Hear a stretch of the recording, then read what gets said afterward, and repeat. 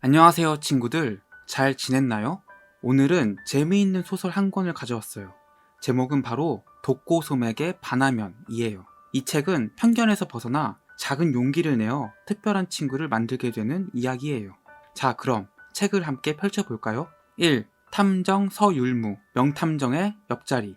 독고솜, 하얀 피부에 까맣고 긴 머리카락, 그리고 또렷한 이목구비를 가진 독고솜은 전학을 오자마자 아이들의 시선을 사로잡았다. 또한 말수가 적고 얌전하지만 항상 사건의 중심에 서 있었다. 최근에는 누군가가 독고솜의 교과서를 찢어 담임이 그 범인을 찾고 있었다. 여왕이 나보고 자수하래. 여왕이 직접 교과서를 찢었나봐. 박선희가 나를 찾아와서 말했다. 박선희는 여왕 단테이 옆에 찰싹 붙어 다니며 학교 내 모든 소문을 캐고 다니는 아이였다. 갑작스레 다가온 박선희 때문에 나는 나의 탐정 수첩을 들어 올렸다. 독고섬에 전학 온 지 얼마 안 됐을 때 비슷한 사건이 있었다. 우리 교실 뒤편에는 아이들의 사진과 자기소개 글이 있는데 독고섬의 얼굴에 구멍이 난 것이다. 당시 범인을 찾고 있던 나에게 박선희는 여왕이 시켜서 자기가 했다고 자백했다. 박선희는 여왕이 그랬어. 독고섬은 마녀라고. 독고섬이 이 근처에 살았을 때 우연히 여왕이 독고섬네 집 대문을 열었더니 고양이들이 공중에 매달려 있었대. 독고섬이 마녀라는 소문은 박선희를 통해 교실 전체에 퍼졌고 아무도 독고솜과 어울리려고 하지 않았다.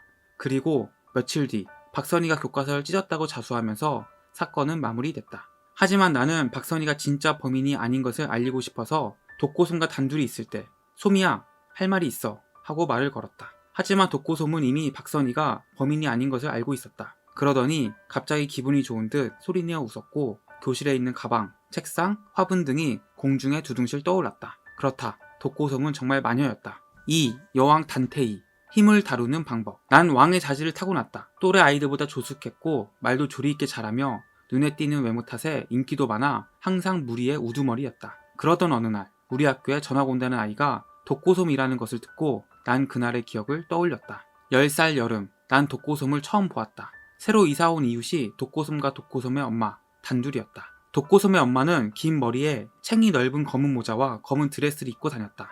이웃들과 인사하지 않는 모습을 엄마는 못마땅해 했다. 그러던 어느 날 우리 집 대문 앞에 죽은 쥐들이 쌓여 있었다. 그리고 엄마는 그 범인을 독고솜내라고 정해놓은 듯 했다. 그날 이후 동네 사람들은 독고솜 모녀가 지나갈 때마다 경멸의 시선을 보내며 괴롭혔다. 그 모습에 나는 독고솜에게 약간의 동정심을 가지게 되었고 독고솜네 집 앞을 자주 기웃거리곤 했다. 그날도 그런 날이었다. 그 집 앞을 서성이다 우연히 대문의 틈을 밀었더니 눈앞에 믿을 수 없는 광경이 펼쳐졌다. 마당 한가운데 서 있는 독고솜 주위로 십수 마리의 고양이들이 허공에 매달려 고통의 몸부림을 치고 있었다. 독고솜과 눈이 마주친 나는 변명을 하려 했지만 너무 당황한 나머지 말을 더듬었다. 이때 깨달았다. 독고솜에게 왕의 자리를 빼앗겼다는 사실을. 그러니 내가 독고솜을 반가워할 리가 없다. 정신을 바짝 차리고 내 자리를 지켜야 했다. 3. 탐정 서율무. 조금 무섭더라도.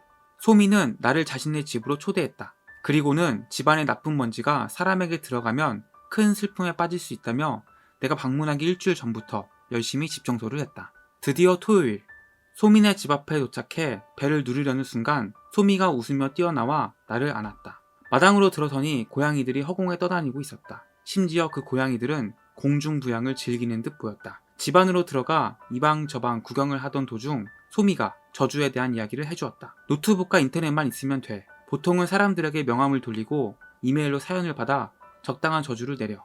내가 처음 맡았던 저주는 동네에 길고양이 한 마리가 사라졌는데 날마다 고양이 밥을 주던 사람이 범인 같다고 저주를 내려달라고 한 의뢰인이 있었어. 근데 내가 사는 곳과 너무 가까워서 저주를 대신 내려주는 영물에게 부탁했지. 그랬더니 고양이들이 죽은 쥐를 산더미처럼 그 집 앞에 쌓아놓았어. 근데 그 집이 단테이 집일 줄 누가 알았겠니? 4. 여왕 단테이. 감히 겁도 없이. 학교 종례 시간. 담임은 영미가 며칠 더 쉬어야 할 것 같다고 말했다. 은영미는 3일 전부터 학교에 나오지 않았는데 박선희가 말하기를 길에서 어떤 사람에게 맞았다는 것이다. 순간 호기심이 생겨 반장이라는 지위를 이용하여 부반장과 박선희, 은영미의 유일한 친구인 김지민과 함께 은영미의 병문안을 갔다. 병실에 들어가 은영미에게 인사를 했지만 나를 쳐다보기만 할 뿐 아무런 말도 하지 않았다. 내 기억 속 은영미는 분명 질문에 대답도 잘하지 못하는 답답한 아이였다. 분명 겁에 질려 있을 줄 알았는데 아무것도 담겨있지 않은 그 표정을 도무지 해석할 수 없었다. 다음날 성금을 걷자는 건 박선희의 생각이었다. 할머니와 둘이 사는 영미의 형편이 어려운 듯하니 도와주자는 것이다. 영미가 불편해할 거라는 김지민의 말에 할머니가 괜찮다고 하신다면 진행하자고 제안했다. 김지민이 할머니의 허락을 받아온 후 우리는 모금을 시작했다.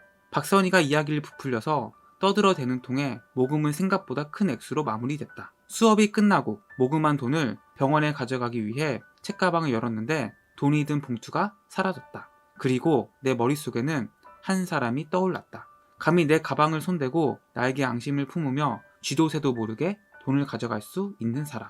5. 탐정 서율무. 동기, 증거, 그리고 증인. 영미는 조용하지만 친절한 아이였다. 누가 말을 걸면 얼굴을 붉히며 당황하지만 조금만 기다리면 다정하고 상냥하게 대답한다. 그런 영미의 친구로는 복도 끝 사반 김지민이 있었는데 쉬는 시간에 그 반으로 뛰어가는 영미는 정말 들떠 보였다. 그런데 영미가 갑자기 학교에 나오지 않았다. 걱정이 된 나는 소미와 병문안을 갔다. 생각보다 영미의 얼굴은 더욱 엉망이었다. 할머니가 말씀하시길 영미가 수업을 끝나고 가는 길에 낯선 사람에게 맞았고 그날 이후 말을 하지 않는다는 것이다. 입을 굳게 다문 영미를 바라봤다. 그때 소미가 영미의 손을 잡았고 얼마의 시간이 흐르더니 영미의 눈과 턱밑살이 파르르 떨리며 잠시 감정을 드러냈다. 나중에 소미는 영미가 잠시나마 마음이 편해지도록 주문을 걸고 자신의 명함도 주고 왔다고 했다. 영미에게서 꼭 연락이 오길 바랐다. 다음날 단테이와 그 무리가 모금 활동을 한다는 얘기에 찝찝한 마음이 들었지만 성금에 동참했다. 그 기간 동안 영미의 병문안을 계속 가며 소미는 주문으로 영미의 기분을 풀어주고 나는 학교에 있었던 소소한 이야기를 적어 편지로 전했다. 그러던 어느 날 성금이 갑자기 사라졌다는 것이다. 누구의 짓인지 추리를 하고 있는 나에게 소미가 다가왔다. 영미에게 소미 집을 방문하겠다고 답장이 왔다고 했다. 학교가 끝난 뒤 소미의 집으로 가서 영미를 기다렸다. 영미는 다소 긴장한 표정으로 대문을 열었지만 병원에서의 얼굴과는 달리 부드러워 보였다. 우리는 돗자리에 앉아서 따뜻한 차와 고구마를 먹었다. 우리에게 다가오는 고양이한테 고구마를 주고 쓰다듬어 주기도 하면서 영미는 즐거워했다. 다음날 교실 뒤편에서 아이들이 모여 이야기를 하고 있었다. 무슨 일인지 물어보니 문이 활짝 열린 소미 사물함에 성금 봉투가 있었다는 것이다. 부반장과 박선희는 소미를 범인으로 몰았다. 말도 안 된다고 소미를 변호하며 싸우는데 소미가 그 장면을 보고는 교실을 뛰쳐나갔다. 같이 하교하는 내내 소미는 더 이상 학교를 가지 않겠다며 화를 냈다. 대체 범인은 누구일까? 범인은 생각보다 쉽게 알게 됐다.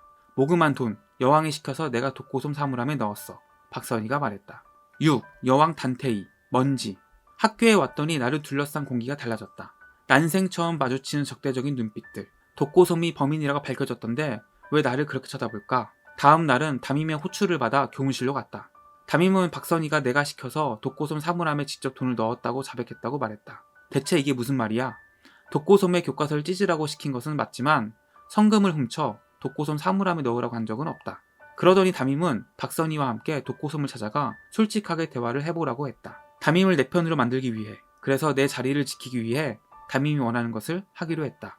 학교를 마치고 독고솜 집에 갔더니 대문에 박선희가 서 있었다. 적어도 나에게 미안해할 줄 알았는데 박선희는 얄궂은 미소만 보일 뿐이었다. 인사는 생략하고 대문 옆 벨을 눌렀더니 서율무가 나왔다. 독고솜을 데리러 다시 집 안으로 들어간 사이 박선희는 나에게 말했다. 나는 너 때문에 너무 괴로웠어. 너가 시킨 일을 억지로 하면서 너무 힘들었다고. 나한테 그리고 너가 괴롭힌 모든 사람에게 모두 사과해. 사과를 하지 않겠다는 나의 말에 박선희는 나를 구제불능이라고 소리쳤다. 화가 치민 나는 박선희 턱을 때렸다. 그러더니 박선희도 내 뺨을 때리며 머리카락을 움켜쥐었고 우리는 서로를 때리며 비명을 질렀다. 그때 갑자기 내 몸이 붕 떠올랐고 박선희도 떠올라 공중에서 버둥댔다.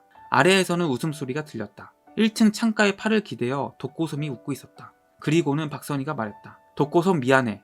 너 사물함에 돈 가져놓은 거 나야.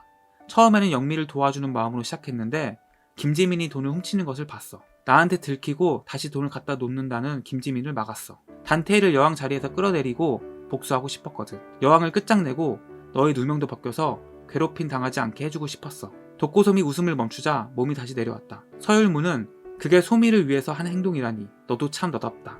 한 발 다가서서 살펴보면 좋잖아. 영미에게도 소미에게도 라고 말했다. 가만히 듣던 독고솜은 재미없다며 나와 박선희에게 돌아가라고 말했다. 어쩔 수 없이 집으로 돌아가려는 때 창가에 기대어 있던 독고솜은 양볼 가득 공기를 넣고는 입바람을 불었다. 바람을 타고 온 먼지가 반짝거리며 나에게 휘날렸다.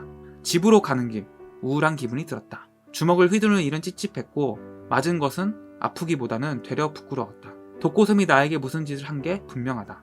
집으로 돌아가 엄마 앞에서 꺼이꺼이 하면서 울었다. 걱정스러운 엄마 얼굴을 보며 다시는 이전으로 돌아가지 않겠다고 생각했다. 7. 탐정 서율무.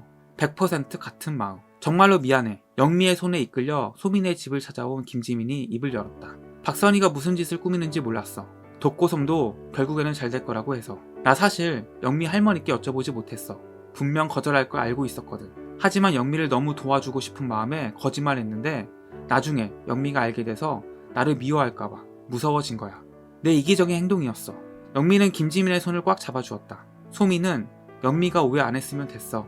대신 영미는 이제부터 우리랑 많이 놀 거야. 아주 많이 놀 거니까 뺏겼다고 생각하면 안 돼. 또랑또랑한 목소리로 선언하는 소미의 말에 영미는 쑥스러운 듯 미소를 지었다. 단테이와 박선희는 그날 이후 조용해졌다. 소미에게 물어보니 혼자 생각할 수 있는 시간을 줬다고 한다. 정말 10년 묵은 먼지덩이를 날리고 싶었는데 더 나쁜 사람이 있어서 거기에 날려야 해. 사실 영미가 말해줬는데 영미 아빠가 범인이었어.